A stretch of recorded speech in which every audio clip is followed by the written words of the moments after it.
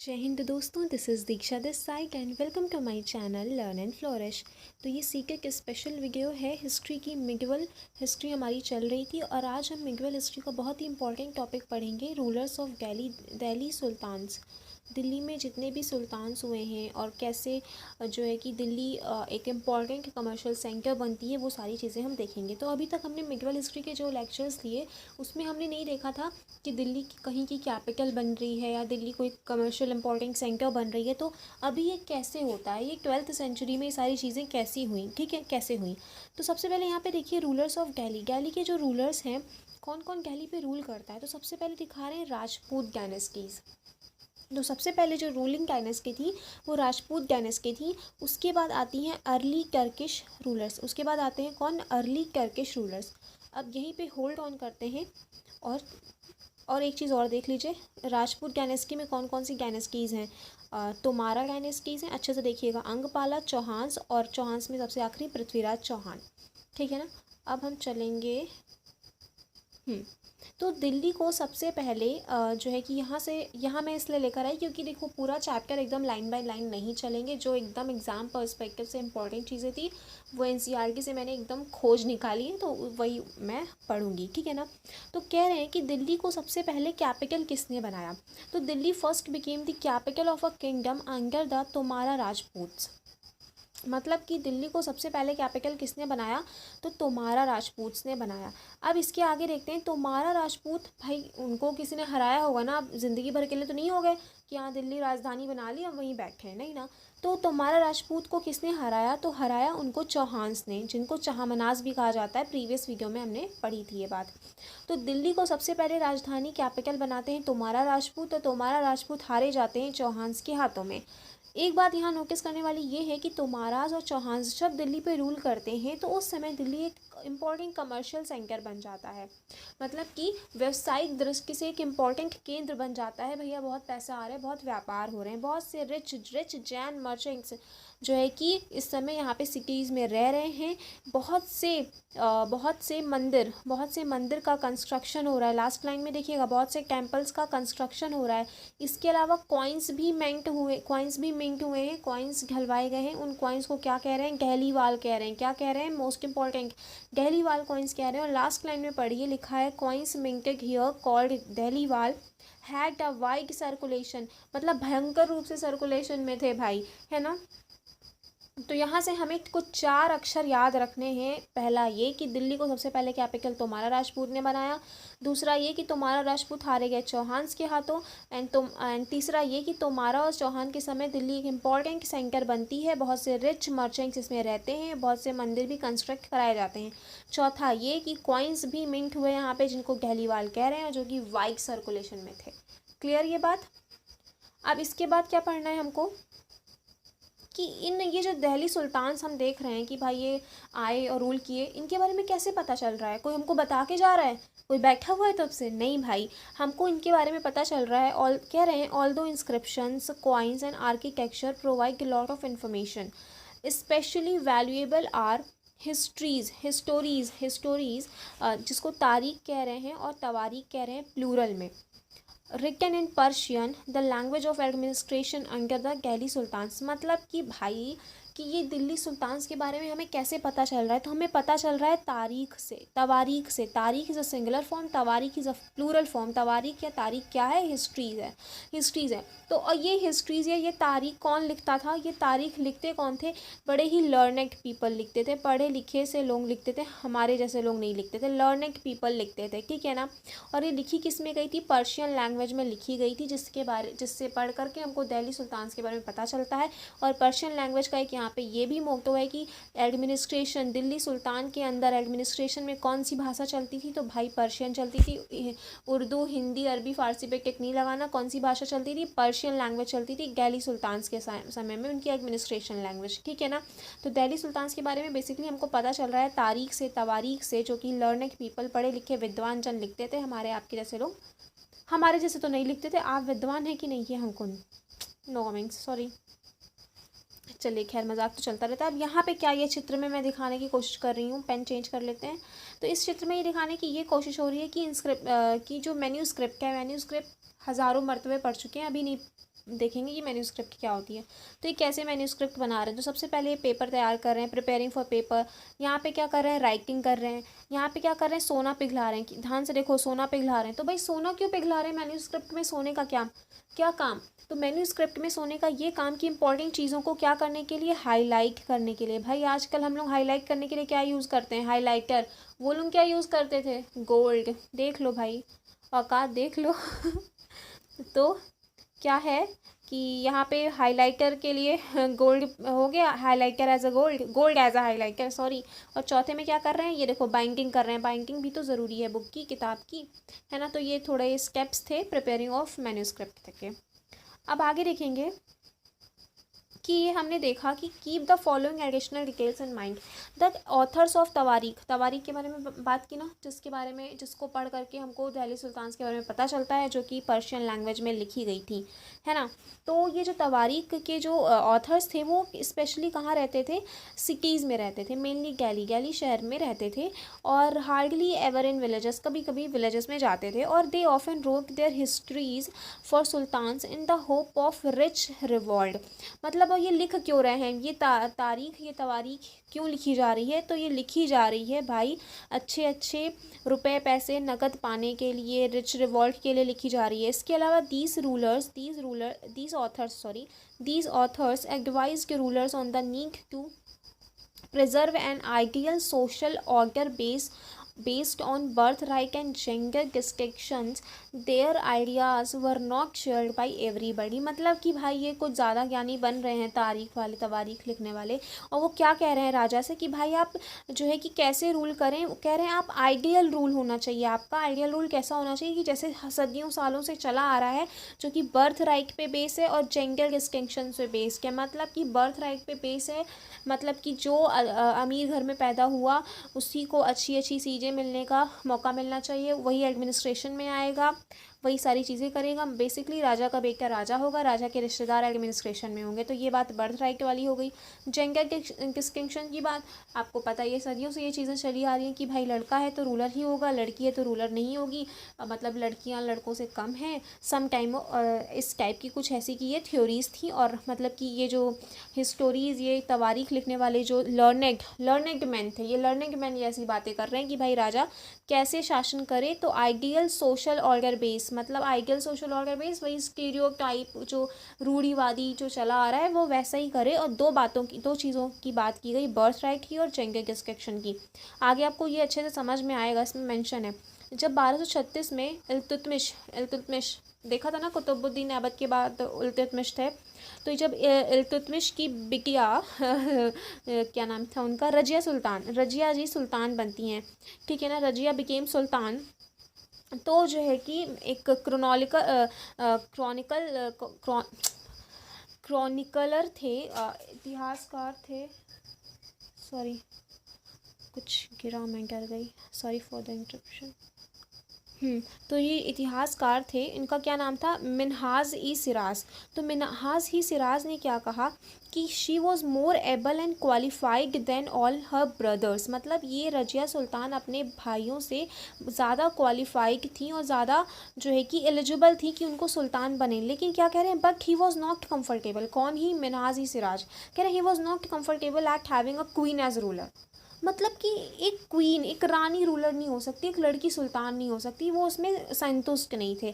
और लास्ट में क्या लिखा है, nor were the nobles happy at her attempts to rule independently, she was removed from the throne 1240। मतलब केवल 4 साल रूल किया, 1236 से 1240 तक। क्यों, क्योंकि भाई ये लोग कंफर्टेबल नहीं थे कि एक लड़की सुल्तान बन रही है। इवन ही एक्सेप्ट कि ये ज़्यादा एबल है, ज़्यादा क्वालिफाइड है। देखो ये बहुत नॉर्मल बात है। आप कहेंगे नॉर्मल बात कैसे, मेरे लिए नॉर्मल बात है। अगर आप सच में कंटेम्प्रेरी सिचुएशन को देखें तब आपको समझ में आएगा कि भाई सदियों से ऐसी ही चीज़ें चलती आ रही हैं कि कोई एक पुरुष, कोई एक मैन ही बनता है, जा कर के रूल करता है, रूलर बनता है। तो सडनली एक वुमेन, एक लड़की आकर के कहती है कि हाँ उसको सुल्तान बना दिया जाए, तो चीज़ें एबनॉर्मल नहीं है। कैसे कोई सेकेंडली एक्सेप्ट कर लेगा? अगर मैं आज के टर्म में मैं बात करूँ, आज हमारे बीच क्या रोबोट्स घूमते हैं? हम रोबोट्स के बीच में नहीं रहते ना, इंसानों के बीच में रहते हैं। सेकेंडली अगर हमारे बीच में भी रोबोट्स आके घूमने लगे, पुलिस पर्सन रोबोट्स बन जाएँ, डॉक्टर्स रोबोट्स बन जाएँ, सारे लोग रोबोट्स बन जाएँ, हम रेस्टोरेंट जाएँ तो हमें वहाँ रोबोट्स आके सर्व करें, तो हमारे लिए एबनॉर्मल होगा कि नहीं? हम एक्सेप्ट फटाफट कर लेंगे। आज तो फिर भी काफ़ी चीज़ें एक्सेप्ट करने की आदत हो गई है। कोरोना एक्सेप्ट कर लिया है, तो क्या क्या एक्सेप्ट नहीं कर लेंगे? लेकिन फिर भी मतलब एक कॉमन सेंस लगाओ भाई, जो चीज़ें सदियों से चली आ रही हैं तो अचानक से एक्सेप्ट करना मुश्किल था। तो इसी वजह से रजिया सुल्तान जो थी उनको एक्सेप्ट नहीं कर पाए लोग, और यही बात जेंगिस डिस्क्रिप्शन की जो लर्नेड पीपल बताते थे कि राजा आप ऐसे फॉलो करें, तो वही चीज़ हो गई रजिया जब सुल्तान बनी। ठीक है ना? तो एक बात हमको और याद रखनी है कि मिनहाज ई सिराज जो कि इतिहासकार थे, हिस्टोरियन थे, और ये जो मतलब मिनहाज ई सिराज हैं, इनके द्वारा ही हमें किसके बारे में पता चल रहा है? ये सारी चीज़ों के बारे में पता चला कि हाँ भाई, रजिया सुल्तान राजा बनी थी, लेकिन उनको एक्सेप्ट नहीं किया गया। तो कौन कौन से इतिहासकार कब थे, ये हमको ध्यान रखना ज़रूरी है। अब एक बात यहाँ पे, from garrison town to empire, ये बात हम बाद में देखेंगे, और पहले इस पर फिर नज़र डालते हैं। देखिए यहाँ पे राजपूत डायनेस्टी हमको दिख रही है। कौन कौन थे? तोमारास थे, जो सबसे पहले दिल्ली को कैपिटल बनाए। तोमारास को डिफीट किसने किया? चौहान्स ने किया। सबसे लास्ट में चौहान्स में कौन है? ये पृथ्वीराज चौहान है। हम सब इनके बारे में जानते हैं। इनका टाइम पीरियड किया है 1175 से 1192। ठीक है, और ये 1192 में ही इनका युद्ध हो जाता है किससे? गौरी से, और ये हार जाते हैं। और पहली टाइम, ये बहुत ही ऐतिहासिक घटना है, क्योंकि पहली बार ऐसा हुआ कि जो है कि बाहर से जो कोई इन्वेडर आया, और यहाँ पे मतलब बहुत सारे इन्वेडर्स आए, बहुत सी चीज़ें ले गए, लूट करके चले गए, लेकिन इंडिया में स्थापित नहीं हो पाए। लेकिन जब ये पृथ्वीराज और गौरी के बीच युद्ध होता है, तो फॉरेन इन्वेडर्स का इंडिया में स्थापित हो जाना यहीं से शुरू होता है। मतलब इसकी नींव, इसकी शुरुआत, इसकी फाउंडेशन ये तभी हो जाती है जब गौरी से युद्ध होता है। तो जब पहला युद्ध होता है 1191 में, तो पृथ्वीराज जीत जाते हैं। But for the very next year 92 में युद्ध होता है, बट पृथ्वीराज चौहान रेडी नहीं रहते हैं इसके लिए, और इस समय हार जाते हैं, और जो है कि फॉरेन इन्वेडर्स इंडिया में अपना जो है कि स्थापित कर लेते हैं अपनी चीज़ें। तो पृथ्वीराज चौहान, ये टाइम पीरियड, बाकी टाइम पीरियड याद रखें ना रखें, बस हमको इतना याद रखना है कि 1192 वो टाइम था, वो ऐतिहासिक क्षण था जब ये चीज़ हुई, और पृथ्वीराज हारे, और गौरी जो है कि यहाँ पे रूल कर रहा है।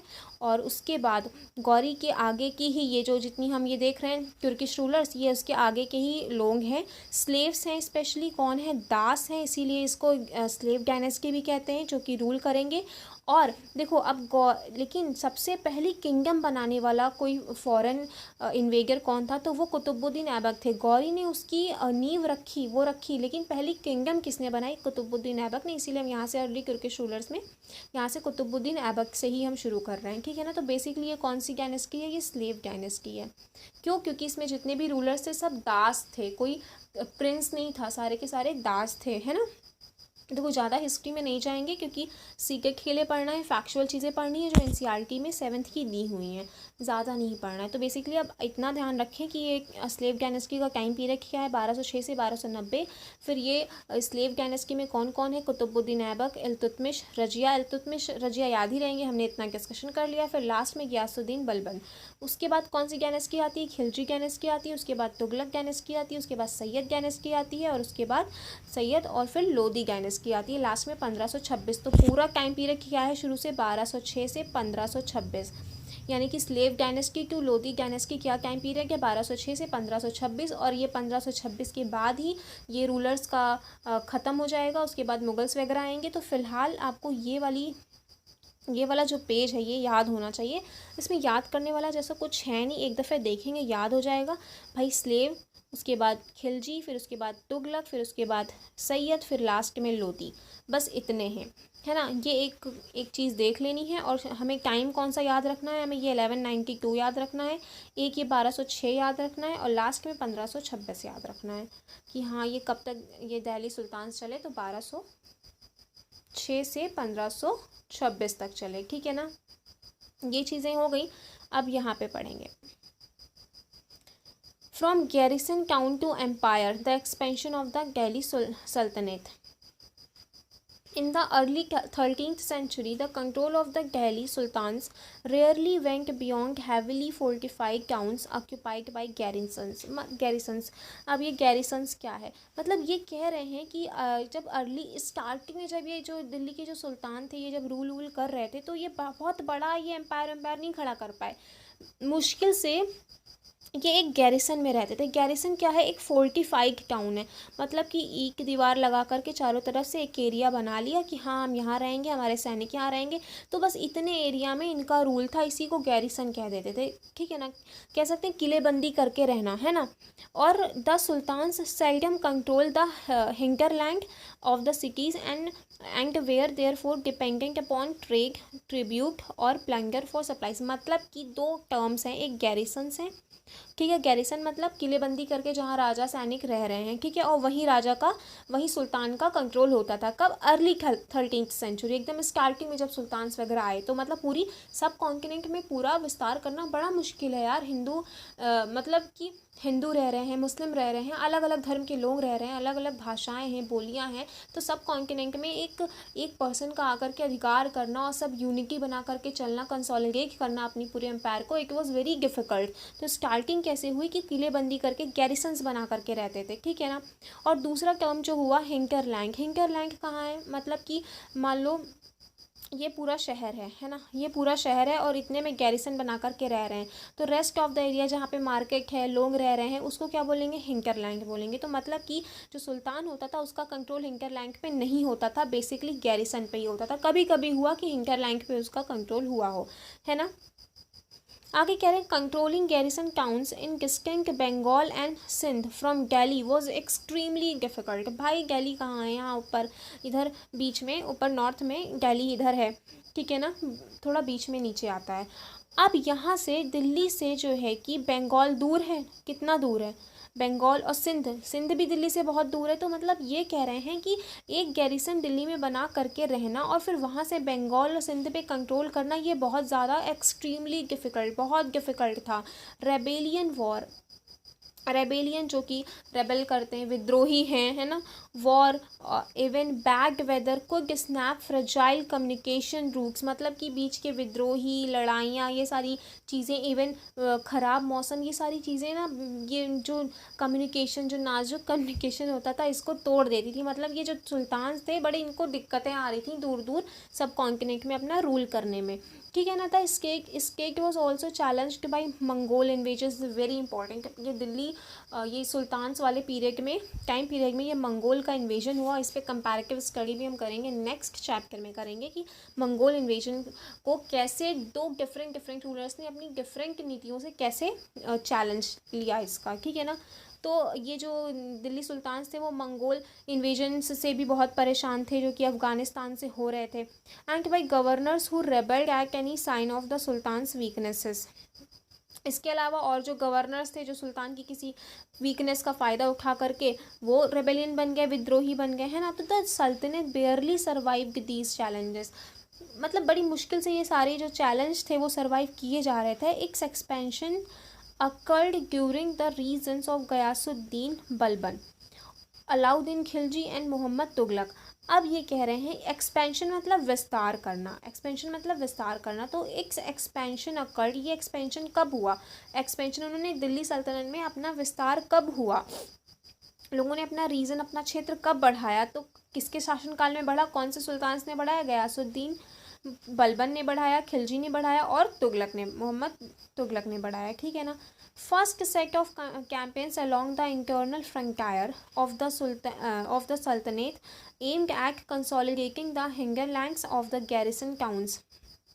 देखो सबसे पहले उन्होंने क्या करना शुरू किया, भाई गैरिसन टाउन्स में ही रह करके वो रूल कर रहे थे, तो उसमें प्रॉब्लम आ रही थी। तो उन्होंने क्या किया कि पहला सेट ऑफ कैंपेन उन्होंने चलाया इंटरनल फ्रंटायर, मतलब कि सल्तनत की इंटरनल फ्रंटायर पे एम किया। और उन्होंने क्या किया कि हिंटरलैंड्स जो हो रहे थे उनको जो है कि उनको कंसोलिडेट किया गैरिसन टाउन में, मतलब कि गैरिसन टाउन यहाँ पे वो रह रहे हैं, हिंगरलैंड आसपास की जो भी व्यापार वाली जगह है, ठीक है ना। तो पहला एम उनका कौन था कि हिंगरलैंड को मिलाया जाए।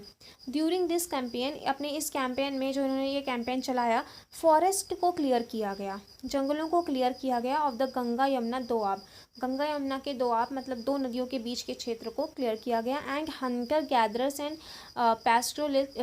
पैस्ट्रोलिस्ट एक्सपील फ्रॉम देयर हैबिटेट।